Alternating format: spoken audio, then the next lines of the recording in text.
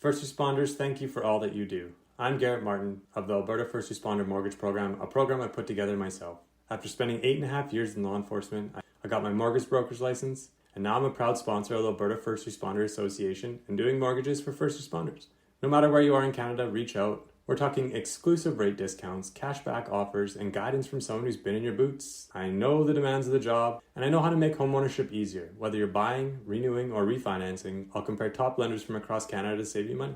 So visit garrettmartinmortgages.com or text me at 403-915-1025 and let's get to work for you. Thank you for your service.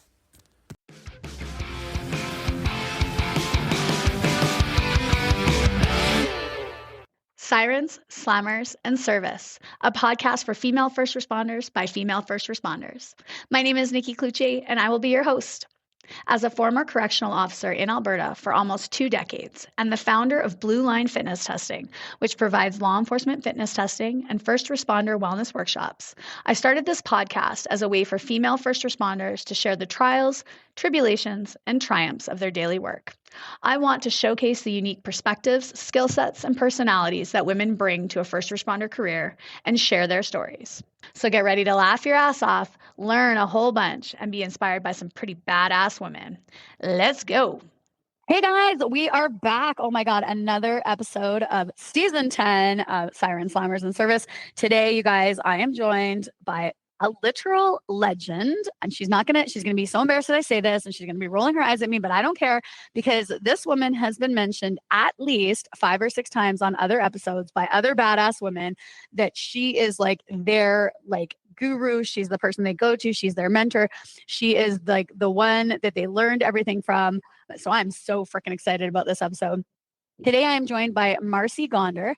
Marci currently is the Chief of Public Vehicle Standards with the City of Calgary. She was formerly with the Sheriff's Branch for over 19 years, and she also did some work with Tsuut'ina Nation. She was there for 2 years, and she has been also like a leading woman with AWIPS, which is amazing. She was the chair, the co-chair, grants, mentorship. She's currently working in the mentorship program with female first responders, and I'm so excited to have you today, Marci. How are you? I'm good, Nikki. Thank you so much for that introduction. I don't know that I can live up to that, but really, really appreciate it and appreciate you asking me to be on here. I feel privileged to be here, so thank you.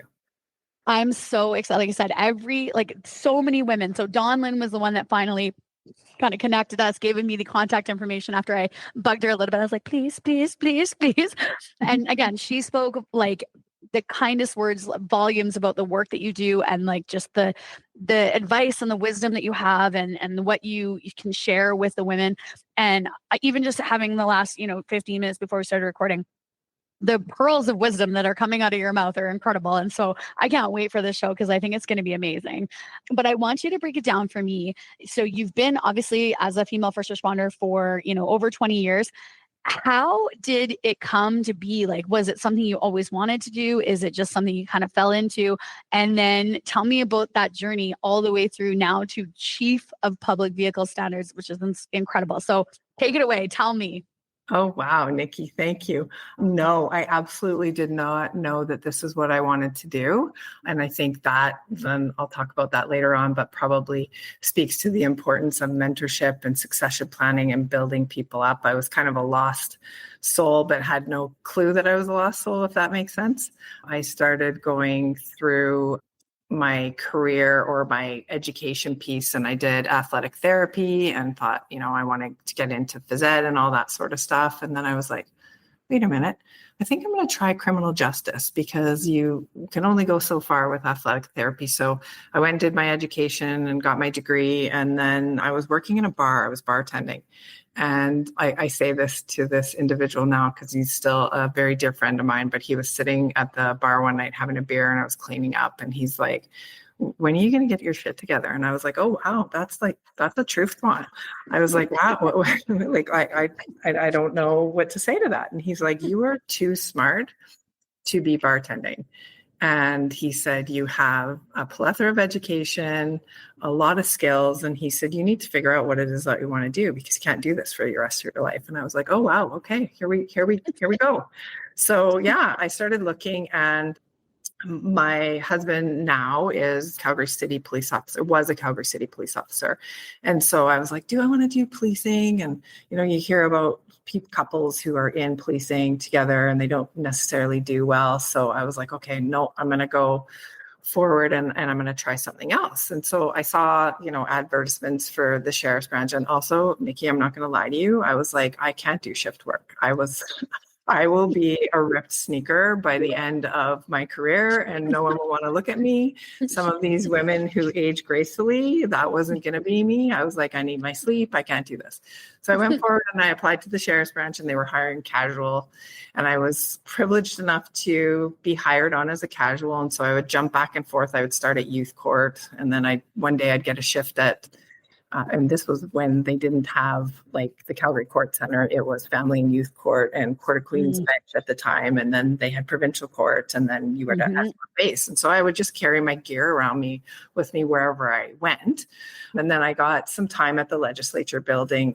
It would be McDougall Center, but it would be the equivalent of the legislature building in Edmonton. And so I would have the ability to work there.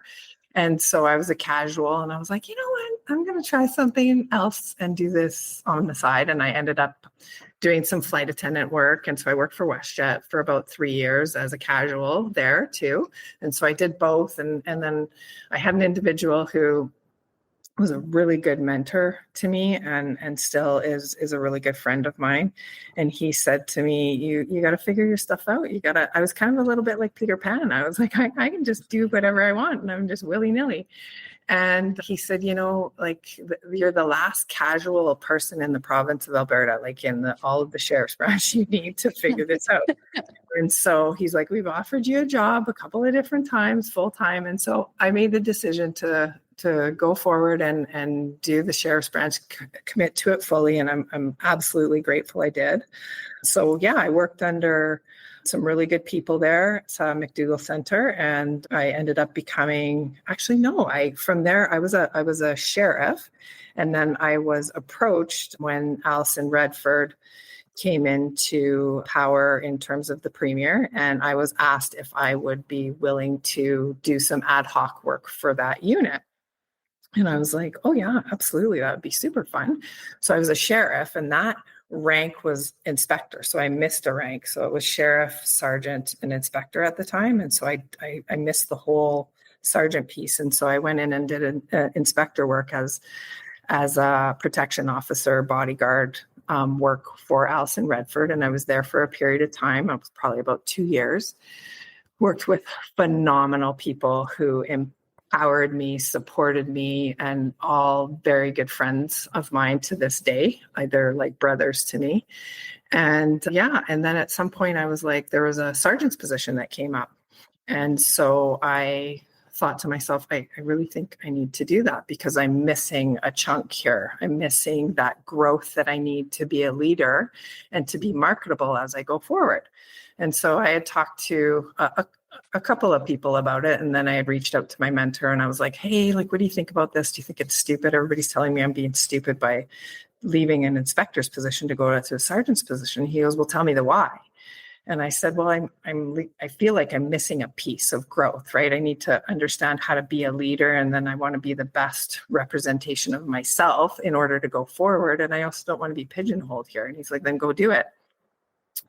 And so I did. And I worked as a sergeant at McDougall Center, leading people for about 1.5 years. And then the opportunity came back to go back into executive protection work. Jim Prentice had become the premier at that time and he needed more people. So I applied for that position. I got that position. And then so I ended up working there for Premier Prentice for a little while, as well as Premier Notley. And then an opportunity came to me to go back to the courthouse and go work over there as an inspector and concentrate on some of the issues that were going on in terms of HR issues from Red Deer all the way south. And if I could work on some of those pieces. And I thought, okay, yeah, let's do that. And so I went over there and I worked as an inspector there and then was promoted to superintendent. And so I looked after Red Deer South. And then eventually I was promoted to the deputy chief in charge of, at the time it was court and prisoner transport. And then I worked in there, and then eventually was promoted to the assistant chief. And then at the time, my chief had decided to retire. He had been there for 7 years. Amazing human being, phenomenal leader, one of the best that I've worked for. And as he left, I took over his role as the acting chief while they were posting for that job. And then, so I ended up doing that. And then I left the sheriff's branch in December of, Nikki, I can't think, about 4 years ago, 4.5 years ago, 5 years ago. Okay, I don't know. Anyways, and then I had the opportunity to join Tsuut'ina Police Service, and Chief Blake, phenomenal leader as well. One of the best I've worked for too. And Dawn, of course, one of my people. She's one of those individuals that I reach out to when I'm grappling with something, and to bounce things off of, make sure I'm not biased or I'm thinking things through. Great opportunity. I worked with one of the most phenomenal human beings there as well, Maya Crowchild. She is fantastic. Just worked with a plethora of good people. Nancy Farmer, just great people. And so I spent a couple years there, and then off I went to the City of Calgary. And so I got a job as the deputy chief in charge of transit public safety. And then my boss at the time was left his role of being the chief of public vehicle standards and went to Calgary Transit. And so I sat in his role, and then I ended up being successful for the chief's competition. And here I am, absolutely enjoying it. I work with some phenomenal people, just the caliber of the people that work in transit public safety, as well as vehicle for hire and integrated services. And we just have such a great team. So I'm just really privileged to be here. That it's just so incredible to me. Like, I want to know who it was that said to you, like, I need you to get your shit together. Like, you're too smart. I need you to get your shit together, because clearly they saw that you had this incredible potential to go, to go from being like the last wage sheriff in Alberta. Yeah. I fucking love that part, to basically acting chief. Like, it's just you're like the Cinderella story. Like, it's incredible. And I mean, obviously you put in a shit ton of work for it, and it didn't magically happen. Like, you earned it, but it's just, to go from so anybody that's listening, guys, if you're still a wage and you're like, I'm never going to go, you could be the chief. It could happen. Totally. You could get there, right? Yeah. You could get there. And having somebody, to your point, believe in you and see something in you that you don't see in yourself. And I'll tell you, his name is Daryl Gorley, and he sat beside me in recruit class. Like, I was in my little sheriff recruit class, and I was as green can be. And I'm like, la, la, la, here I am. I can do this. Sat beside me. He was probation officer, I think, previously. And then he was in classes with me, and honestly, still influential to me to this day. One of the most, I can tell that you know who I'm talking about. Yep. One of the most beautiful human beings I have ever met in my life. And he has taught me so much throughout my career. And I am extremely grateful for his mentorship. And I will say to him, I've learned so much from you. And even now, I'll text him something and go, thanks so much. You taught me. And he's like, we learned a lot from each other. And I'm like, no, we didn't. Yeah. I learned from you, and he saw things in me that I didn't see. And I think that's why it's so extremely important to support and empower people around you. It doesn't matter if they're male, female, trans, non-binary. It doesn't matter. Support people and see the beautiful things in them, and see the things that they can achieve, and let them know that they can do this. And if people could see themselves through our eyes, I think people would be able to do some of the things that they don't think that they're able to do. And so be that lens for them, because someone did that for me when I didn't think I could do anything. I literally was just I'm just going to be a casual here, and here I am, and nothing that there's anything wrong with that. Mm-hmm. But yeah, he saw something in me, and continued to see things in me, and supported me and empowered me. And I will tell you, when I did something that wasn't right or ridiculous, he absolutely put me back in line. Like, he was not fluffy at all. Just, yeah. And I think that is telling people hard truths is one of the best part of mentorship. And then being in a space where you can accept it, look inward, and then better yourself and move forward. Yeah, I completely agree. I had a same kind of throughout my career as well. Ken Johnston, I've mentioned him a couple times, and same thing. He was not fluffy. Like, he would tell me off when I had an attitude. He would put me in my place, and when I was getting too big for my boots, he would put me in my place. But he was also the person that I could go to and be like, "This is wrong. Like, this, what is like? I know that this is wrong. I know that this process is wrong, I'm fighting like this uphill battle, and what can I do, and where, like, what resources can I tap, and who do I talk to, and how do I get that?" And he was just, incredible human who just, and he always, like, I wouldn't say he always had the answers, but he always had like very good psychology, like, where it would be like, he'd kind of put it back on me and like, "Well, what do you think?" And I was like, "Well, I don't know. That's why I'm fucking here. That's why I'm asking you, because I don't fucking know." And then I'd say something in the next breath and I'd be like, "Oh yeah, actually I did know." Yeah, totally. And Daryl was like that for me too. Like, he helped me get to where I needed to be. And I remember phoning him one day in my office, and I was like, "I think I'm failing. I feel like I'm failing." And he said, "That means you're growing, and everybody around you is growing."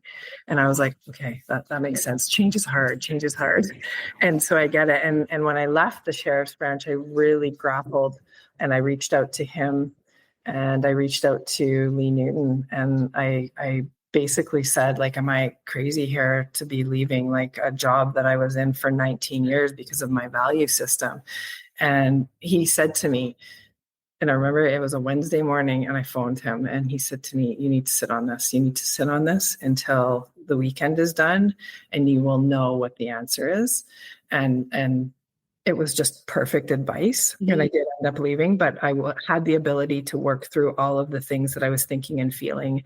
And I was like, "Okay, no, this is the right decision for me, because I cannot look at myself in the mirror with all the things that I've done and stay here and apply for a chief's position when I don't believe in a system and a process that is broken." So yeah, he was just fantastic. That's awesome. I want you to take me back, because we have never had anybody on the show that is part of that, or was part of the executive protection unit. So can you just give me, like, and our listeners, just a little, like, kind of synopsis? Like, obviously you're with a premier, and that's executive protection, but like, what exactly does that look like? Like, what in a sheriff role, like, what were you doing on a day-to-day basis? What were you responsible for? Okay, so yeah, that's a very good question. It's definitely, you are advancing things. You are going to check out sites to make sure that they're safe. Looking into, so for example, if I went in to take a look at a site, I would make sure that there were egress routes, that I had a safe room, that I had the ability back in the old day to have a hard line in one room in the event that something went sideways. What was going on at that day? Were there other groups that were attending that potentially could have a negative impact on your principal? Your head definitely on a swivel, making sure that you're able to get to point A to B if something's going sideways. Have the ability to drive in a way that is safe, but also expedited getting your principal to a place that is safe, understanding where the safe places are in any particular area, whether you're in Canada, in a city that you know, or you are in the United States, or you are in China, or you are in Argentina, wherever you are, understanding the laws of the city that you're in, having partners wherever you visit, whether that be state troopers or the local police. Yeah, it was an absolute best time in my career. I met some of the best people and worked for some really cool people. And yeah, like I said, I have three or four of those guys that I still talk to, and they're like brothers to me. Like, I know I could phone them. And I have two of them live up in Edmonton right now. And my dad, I was struggling with some stuff and hadn't spoken to this guy in a couple of months. And I reached out to him and I said, "Hey, can you go over and help my dad with some stuff?" "Absolutely." headed on over there, no problem. Like just the caliber of people that you meet and will do anything for you. When I ended up leaving the sheriff's branch, they all drove down and I was so shocked. They had this going away thing for me and it was like a massive room full of people. And I was like, oh my gosh, this is just absolutely amazing that you all showed up here. But all of them are from Edmonton, with the exception of a couple. And there they are sitting there, just made the time to come down and be there. And it was really cool time in my career.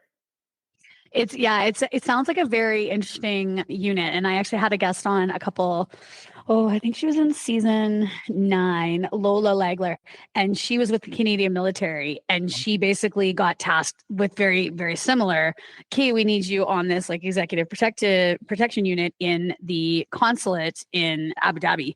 And she was like, okay, like, sure, I guess I'll go. And so she went for like 1 6-month tour and then just like never left. Like she just stayed there. And then she was in Afghanistan and then she was in Africa. And I was like, and you just like were there? And she's like, yeah, they just kept like extending my tour. So I was like, okay, sure. Yeah, why not? Right. But she said, she's like, like the cool things, like she got to train at Blackwater down in the States. Like I was just like, that is rad. Like so neat to get, again, that cross-border training, those other agencies that you're dealing with, the people that you're meeting, like, yeah, just super, super cool. And again, you think like, oh, the premier, like, does the premier really need security? Like everybody that is in a forward-facing position like that needs some security and needs, like, especially as the political climate gets more and more fired up and there's more stuff going on and there's more, like anti this and anti that, like you were saying, like who's going to be there? Who's going to show up to this? What is the topic that we're talking about?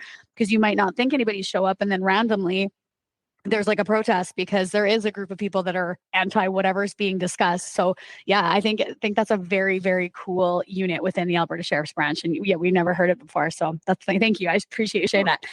And then, so you went to Tsuut'ina and you did 2 years there. And so what was your role within there? Were you just kind of like filling in a spot or did you actually like have a position that you were working on? I was the manager of strategic services there. So I looked after and worked with the watch clerks there and the information manager and worked on some stuff with Dawn on a court CPIC unit. So yeah, stuff like that. So very, very outside of my area of expertise. And I learned a whole bunch there, not only about courts and CPIC and body worn cameras, but also I think being afforded the opportunity to understand what it is like to work on Nation was really cool. Mm-hmm. And to open my eyes to all of the barriers faced by Indigenous peoples and the work that those individuals put towards truth and reconciliation, and some of the things that we aren't educated on or informed on just made me so grateful to work there. And now I do my best to champion that work going forward and have people understand what it's like and what some of the barriers are that they face. It's just, yeah, I'm extremely grateful for my time there. Well, even like I wasn't aware until Dawn and I had her episode about the funding model for Nation Police. Like I was just like, what? Like that alone creates differences between like a municipality agency and like I was like, holy man, like yeah, you're going to have a barrier there. There's going to be that. You're going to have to think, a little bit more strategically, a little bit more out of the box to make it work based on that funding model and what you want to do and what you need to do for your community. And so, yeah, I found it very, very fascinating having that conversation with her and learning just a iota of the amazing work that they're doing there.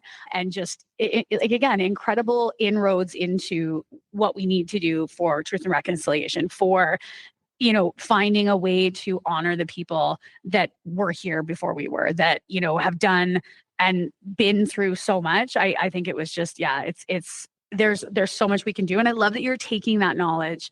You didn't just like leave it there and be like, oh, that's something I learned. You're like trying to take it and now be like, this is what I learned. Hey, everybody else learned it as well. Because I think that's the best thing too, for sharing and letting that knowledge kind of ripple out and people then learn from you. So awesome.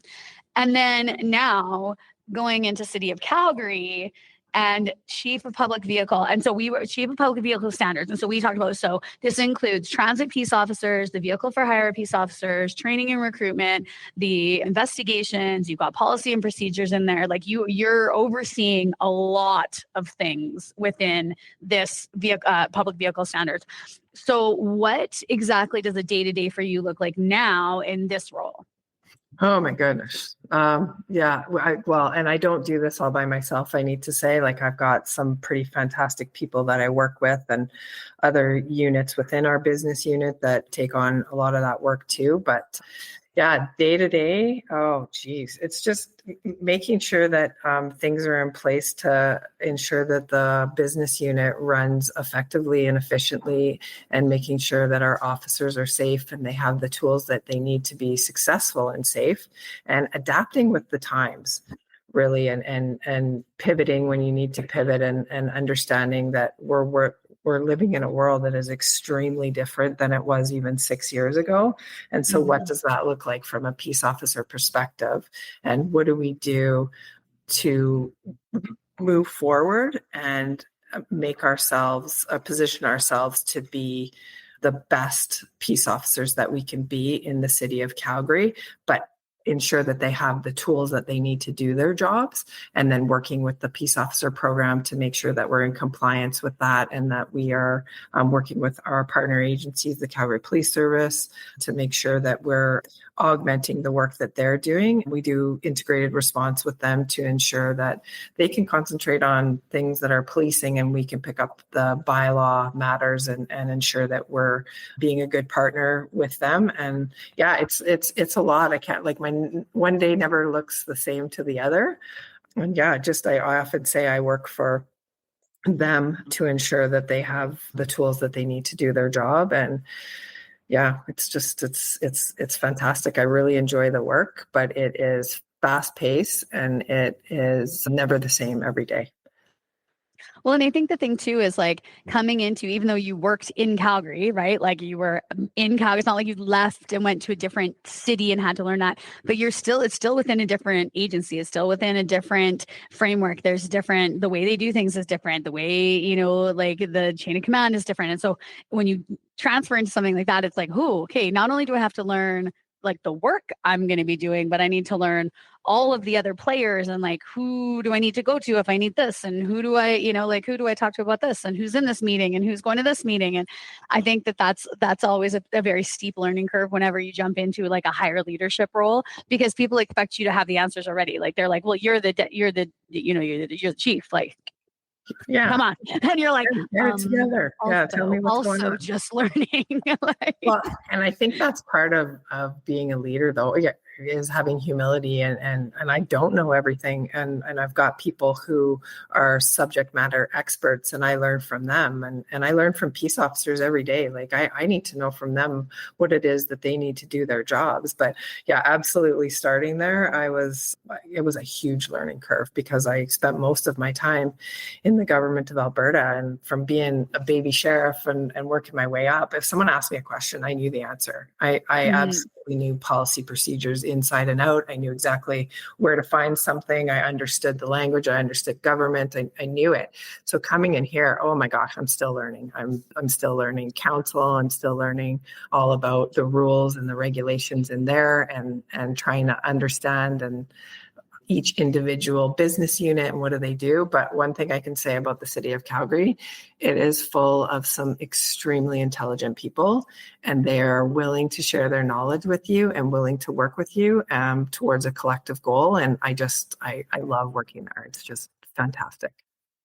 That's awesome. Because I think we talk about this lots too. Like, the people make or break where you work. It doesn't matter. It doesn't matter what work you're doing, the people make or break it. And so if you've got good people around you, if you've got a good team, if you've got, people willing to share their knowledge and help you out, like, that makes everything better, because you can just go to work and be like, okay, well, I don't know everything, but I can go and ask so-and-so and they'll help me out. And that's good. Yeah. And I do that every day. I screw up every day. I'm like, well, oh geez, what's that? And then I've got to go ask somebody about it. But I think that just was what makes you a good human being and a good leader is just understanding that you're not going to know everything, and going back to find out what the answer is, and then going back to someone who asked you the question and giving them the answer.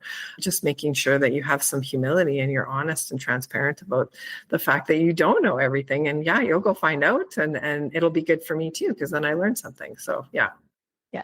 And so how did you find like the transition? Because I mean, you obviously like gradually worked your way up through the sheriffs, but how did you find the transition from like frontline to like leadership management? And then from there, like, because the highest I got was deputy director. And so then there was still like director, and then you're talking executive director, and then you're up in like ADMs and then, so how did you find that kind of jump between frontline to management and then management to like senior management?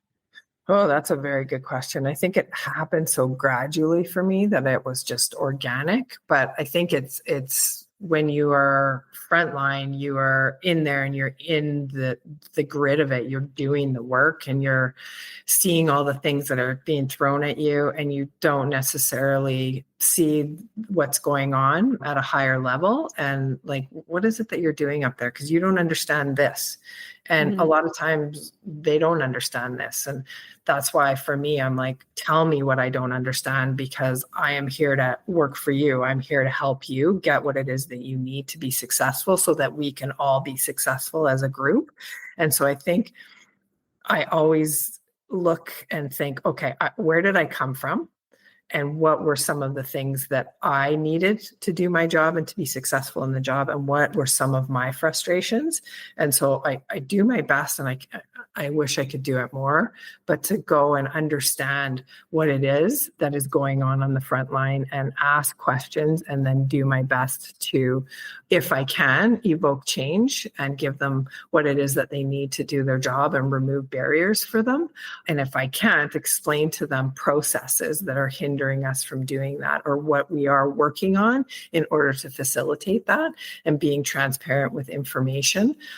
And I know you can send emails out, and I mean, when I was a sheriff, I don't think I ever read my emails. And so to me, you got to go in there and you have to chat with people and give them the ability to ask questions and give you feedback, and you be open to that feedback, and give you suggestions and be open to that, because they're the ones that are in there doing the work. And I think that's probably what I've learned is the biggest thing that I've learned. Yeah, I think that's exactly it. Is not forgetting where you came from, but also recognizing that just because you came from there doesn't necessarily mean that you can snap your magic fingers and make everything so much better for them. Because that was a hard thing that I had too, was like, I moved up because I was like, I can see what needs to be done, but I can't do it from this level. So if I get to the next, like if I get to the CO3, the supervisor sergeant level, then I can do a little bit more. And then, okay, as a CO3, but if I could get to the next level, then I could do a little bit more. I could change a little bit more. And I mean, sometimes that bites you in the ass. Let me tell you, I also learned that the hard way.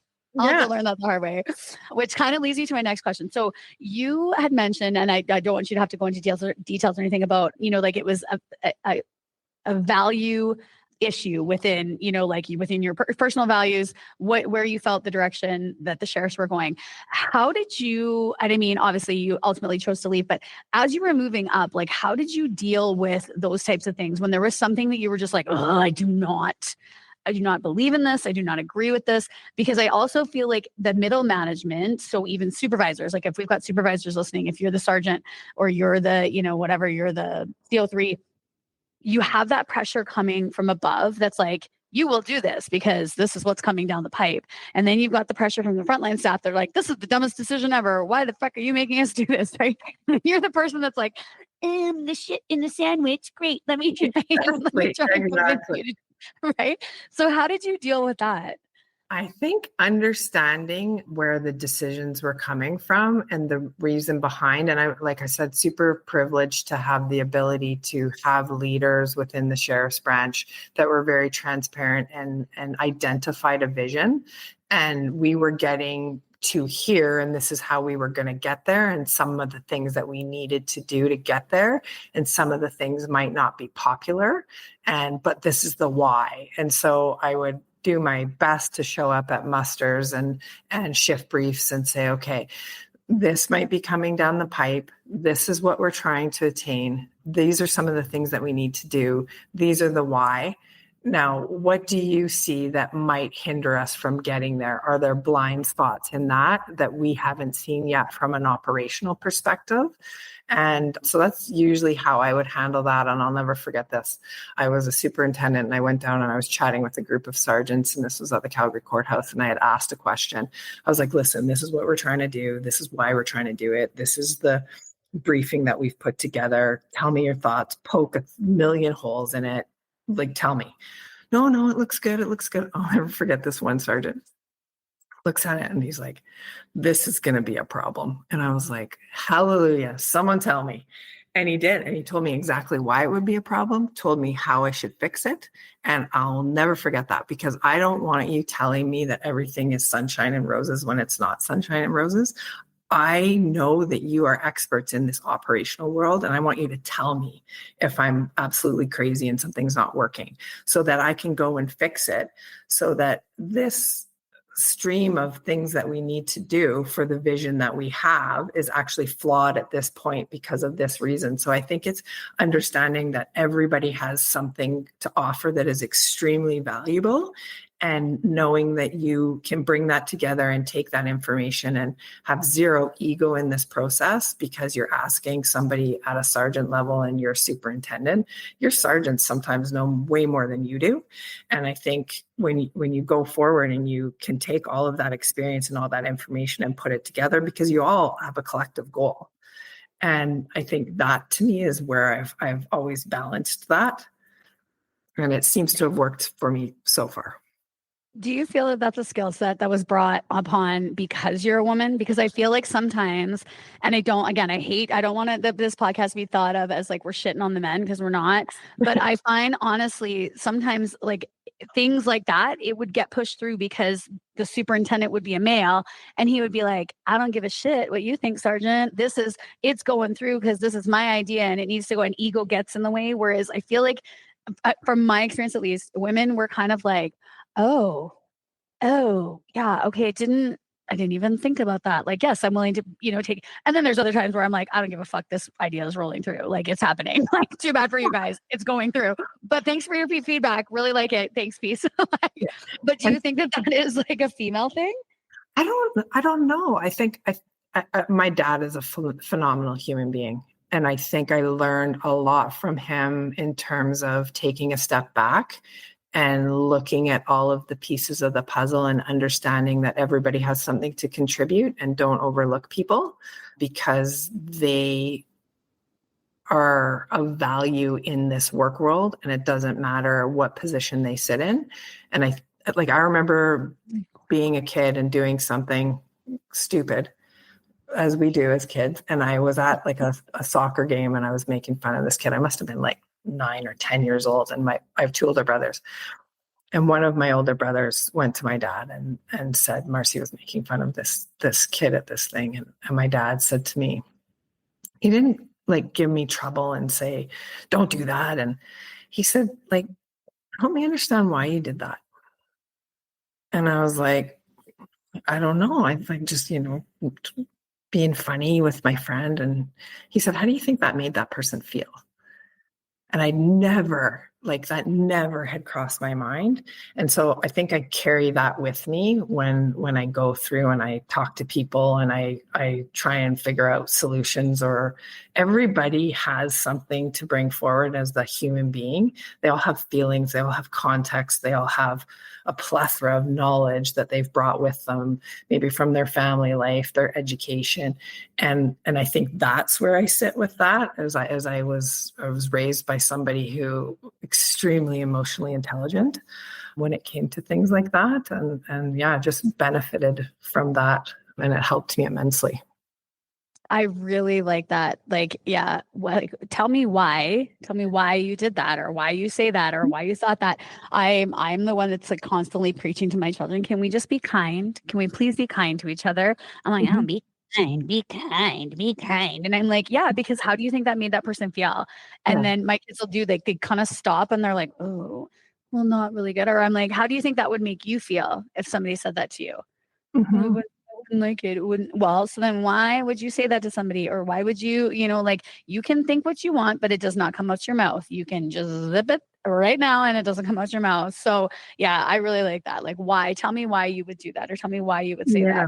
'Cause Yeah. then, and I think then it also puts that like onus on the person where they have to go like, why did I? And Oh, when yeah. you have to think about it, you're like, oh, Oh, yeah. um, And it I don't brings, really. yeah, it brings forward some pretty not so great things that you might like some insecurities. Like, I mean, I was Mhm. 9 or 10 years old, but it was obviously an insecurity piece. And I really, I remember even where I was standing when he said it to me. He was doing laundry and he's folding. He was so calm. He's folding the laundry. Why do you think you did that? And how do you think that made? And I was like, devastated that I had hurt somebody that I didn't Mhm. even know, and I like impacted somebody negatively. So yeah, really, really fortunate to have him as my dad. That's awesome. Yeah, it sounds like you had some really good mentors, really good leaders in your life, Mhm. and they've developed you into this incredible mentor and leader. So, Oh, well, okay, well, I don't want to take all your time because you have given me time on your super busy life and day, and I really appreciate it. So I'm gonna start to wrap up. Always wrap up my episodes. I love these questions because sometimes there's some crazy stories that come out. Sometimes there's some really funny things. Sometimes again, there's like these pearls of wisdom that I love, which I feel like we're gonna get something from you. So the first one I always ask is my favorite. What is your favorite food or snack while you are on shift or while you're working? Because we know you don't like shift work. yeah, we don't. And it's so funny because the executive protection, sometimes I would work 20 hours a day. My favorite snack or food, a comfort thing for me is I don't drink caffeine anymore because it makes me crazy and nobody wants to see that. So I'll have like a decaf coffee and then like it with foam. You're going to think I'm nuts. Foamed oat milk with a little bit of syrup in it. And that is like a comfort thing for me. I don't know why, but that is something that I'm always like, ooh, it's okay because I can have a pretend person coffee and it'll be okay. So yeah, that's usually what I do. In executive protection, I always had, because I have celiac disease, but I always had like cheese and an orange in my pocket or a Kind bar because you stuff your pockets full of stuff because you never know when you're going to eat. You never know when you get to go pee and you're always standing in a hallway somewhere. So I always had cheese and granola bars and an orange in my pocket. That's adorable because you're just like a little squirrel. You've got your like little Right? stash. Yes. Yeah. And people would say, hey, do you have any cheese? I'm like, yep, I got cheese. Sure Yeah. do. Here you go. That's incredible. I do like the fake coffee though. That's funny. That is, I Right? mean, it's like, yeah, it's good. Because the other thing is like, depending on the time of day that you're drinking caffeine is like, okay, well, am I now committing to being awake until 3 a.m.? I think I am. And yet still in like, I will still like think it. I will logically go, yeah, I'm probably going to be up super late if I drink this right now. Who gives a fuck? And I drink it. And then I'm like, you idiot at 3 Totally. a.m. when I'm like, you literally told yourself not to drink this, but you did. Now here you are. Oh, totally. Like, And mine is I'll be standing in someone's doorway and I'm talking really fast, or I'm in a meeting and I'm talking really fast because I've had a real person's coffee and I'm like, oh, wow, dial it back. You need to dial this back, sister, because you are a little too much for these people in this room. So, when you see their eyes start to get bigger and bigger and bigger, and they're like, oh my gosh, she had coffee today. And literally someone who knows me well enough is like, did you have coffee? I'm like, oh yeah, I did. I sure did. Yeah. you're like, thanks for noticing. Thanks for noticing. Yeah. Okay. The next question I have for you, and I think this is going to be kind of interesting because I think you can take it back to your executive protection unit time. But where was your favorite place to work, or where was like the coolest like location you got to work or go to for work? Oh, that's a very good question. Yeah, executive protection was probably like I would say Tsuut'ina Place and executive protection, Tsuut'ina Place, because I was exposed to such great learning opportunities and a group of people who were willing to share with me, and understanding the nation and getting to meet some of the people who live on the nation. That to me was helped me grow as a human being. Executive protection because I met people and I worked with some of the most phenomenal human beings and nuggets of wisdom from a bunch of different people. But yeah, I worked in some really cool places, Hong Kong, Tianjin, Beijing. Those were really cool and eye-opening for me.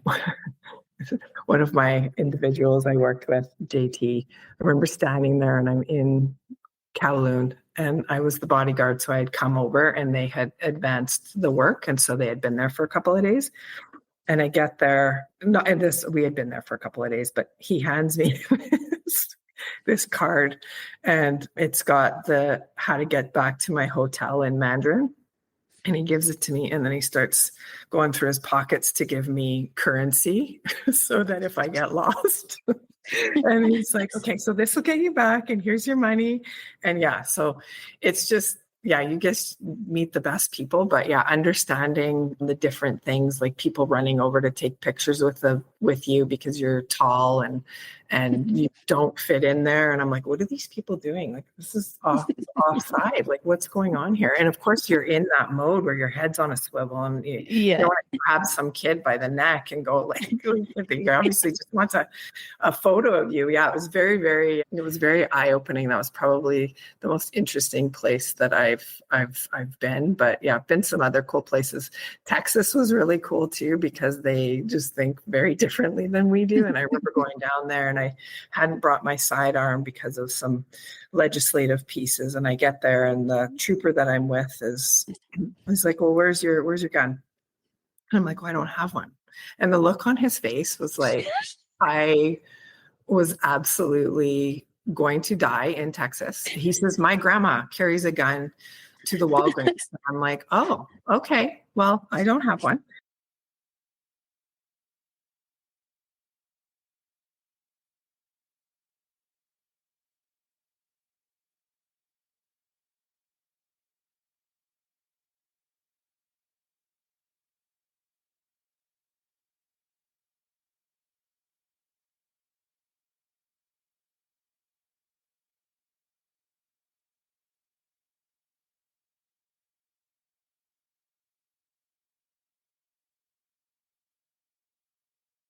And yeah, just very different cultures, even across the border as opposed to here. But yeah, very, very cool things that I feel very grateful to have the opportunity to be a part of. And I learned so much about different cultures. And yeah. Yeah, that's incredible. I had a friend who went camping in the summertime down to the States, and like, so they're at a campground and she went to go like use the showers in the campground or whatever, like the group showers.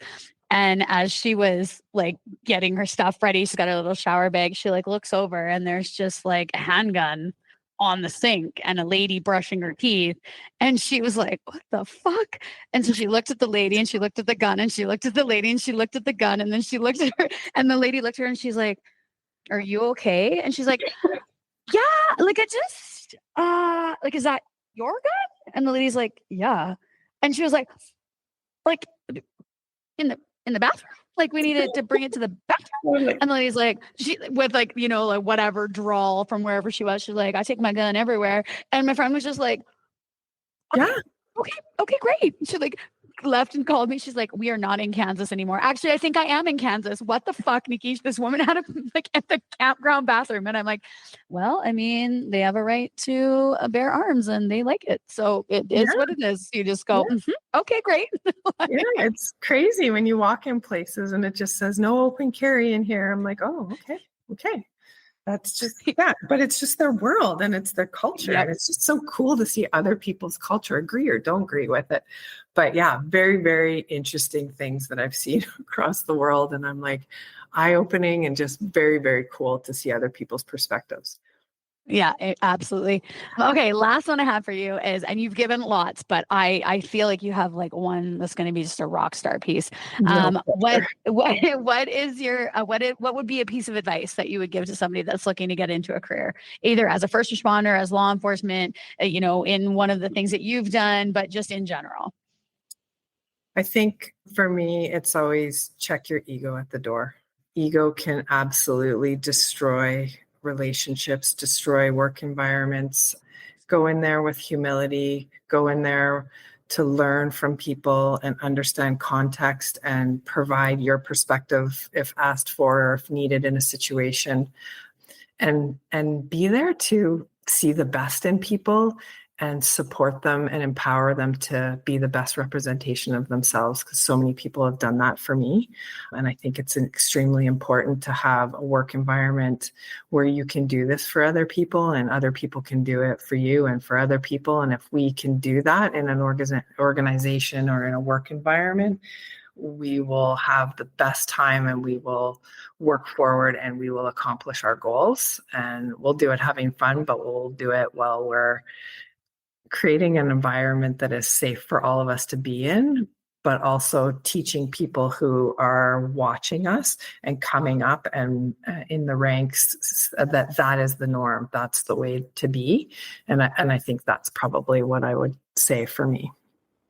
That's an incredible piece of advice, because it's never been said. It's never been said on the show. And it is so like just true. Like it's such a simple thing, but so true, and creates such a massive effect if it's done right. If people check their ego, if they recognize that they don't know everything, if they recognize that they're not the best, they're not, like they don't have to be the best. That's the other part of it. Like you don't have to come in and be super cop or super sheriff or, like you can just come in and be you and be willing to learn, be open to what, again, new experiences, new cultures, new locations, things like that. And just roll with it. So the incredible piece of advice. I knew it'd be a good one. I knew it'd be like a mic dropper. So oh, thank you, Nikki. I don't know about that. No, absolutely. Okay. Well, do you have any other last amazing words for our listeners?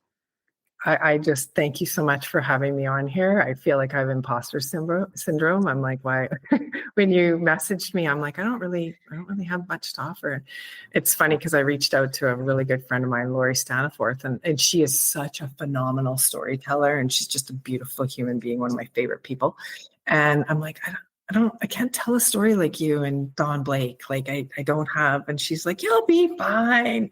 And then I was like, oh, I don't know if I'm going to do this. And then I'm like, no, I am going to do this. I'm totally going to do this. So thank you very much for having me. And even thinking to reach out to me to ask me to be on here, and whoever those people are that mentioned my name, like, thank you so very much for thinking about me and saying such kind things about me. I have so many people in my world that I'm so grateful for, people that I work with now, people that I've worked with in the past that offer me advice and tidbits of information. And I think when you go about in the world, you have no idea that the words that you say to somebody have such an immense impact on people at certain times. And so just be that person for somebody else, and you don't know the impact that you have. So thank you so much, Nikki. Oh, like I said, incredible, absolutely incredible. And so, guys, guess who's going to be on the podcast next? Lori Staniforth, because I'm going to get her information from Marci, and then I'm going to be like, "Hi, just creeping into your DMs. Would you like to be on my podcast?" Oh yeah, she is amazing. You talk about badass. Like her story is phenomenal. Like she is just one of the most beautiful human beings, real, no BS, extremely intelligent, thoughtful. Like, she's phenomenal. Okay, well, stay tuned, listeners, because guess who's going to be coming up pretty soon? I'm going to stalk Lori until she's on the show. Fantastic. Well, thank you so much. Like I said, I greatly appreciate you taking the time, taking the risk, just answering my total random cold call email and being like, "Hi, would you like to be on the show?" And you being like, "Sure, okay," because you killed it. You nailed it. You were amazing, as I knew you would be. So thank you very much. I massively appreciate it. Oh, thank you, Nikki. I appreciate you.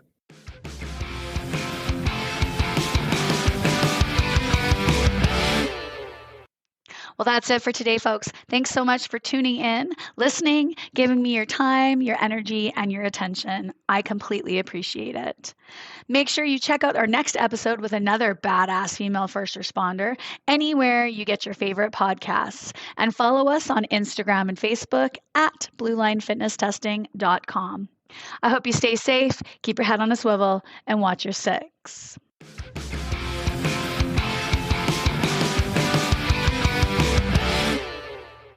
Blue Line Fitness Testing is a premier law enforcement fitness testing and training center based in Edmonton. Specializing in helping individuals prepare for the physical demands of a career in law enforcement, we offer comprehensive fitness evaluations, specialized training programs, and classes tailored to meet the unique needs of our clients. Our facility hosts a range of classes and are committed to fostering a supportive and empowering environment where clients can achieve their fitness goals. Our team includes experienced trainers who bring specialized expertise in law enforcement, self-defense, personal training, and rehabilitation. We engage through our community through challenges, events, and our podcast, and we are dedicated to helping individuals succeed in their fitness journeys and career aspirations in law enforcement. Are you looking to get started with your career? Come see Blue Line Fitness Testing, and we'll get you there.